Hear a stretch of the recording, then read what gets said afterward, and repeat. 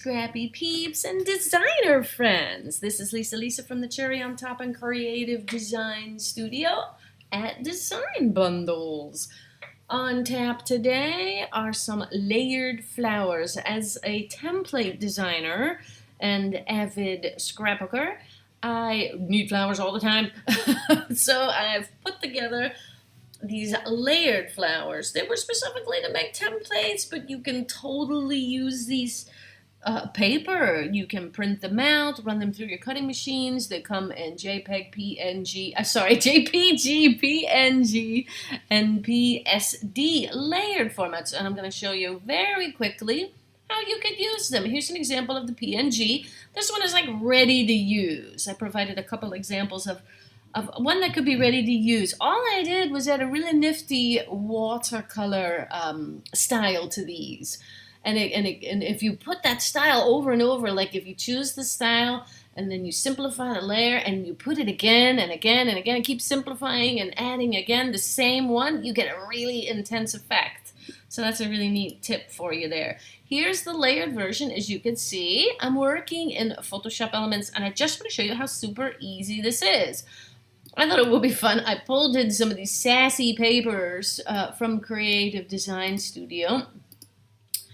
You can make some really sassy flowers if you want. What I would recommend is come over to your color picker, and you can put this on each and every layer, and it looks pretty cool, but it's very busy. But if you like busy, then you're good to go. Now see what just happened? You see how rough these edges can look?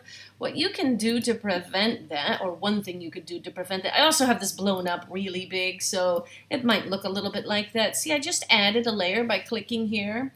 I'm going to use my paint bucket, and then I'm going to right click and create a clipping mask, and then it'll be a little bit crispier. But like I said, it's really blown up large, and that's why it looks like that. But when it's small, because it's only 3 inches, you won't see all those edges. It'll be a nice, clean, crisp flower for you. So don't worry about that. Okay, we're going to slide that in. So these are just a couple of options you can do. And if you want, you can change the juxtaposition, of course. See how perfectly this matches? It looks pretty cool, I think. I think it looks really nifty like that, how the same patterns line up. But of course, you can change that. Just click on the corner, and you can change it. See how you can make it a little bit more different. That looks pretty cool. Or you could right click and change it horizontally or change it vertically. There's lots of things you can do. Another thing you can do, let me see, I brought in a button. You could put a button over the place of the center, any kind of button. This one doesn't have holes in it, but there's a button for you. You want to cover that, or you could just delete it. Yeah, I'll cover the eyeball. There we go. You can add effects. I'll show you real fast. I've got some lovely glitters from Amy. You could do something like that. Now see, it looks a little bit flat now. You could add more effects. Go crazy, people. That's what this is all about. That's what's so fun about templates, is the diversity you can make. See, now I gave it a puffy effect, so it has a really deep bevel, if you will. These are from Made by Kancha, and you can pimp up that shadow if you like. I like an intense shadow lately. You can play with the distance, and you can play with the size to kind of bring that pin off of there. But look how cool! That's a pretty fun flower, right? You can totally intensify the shadows if you like. We can go to this layer here. We can intensify the shadow. We can make darker. See there, that intense shadow? We can bring it off the page a little more by playing with the distance.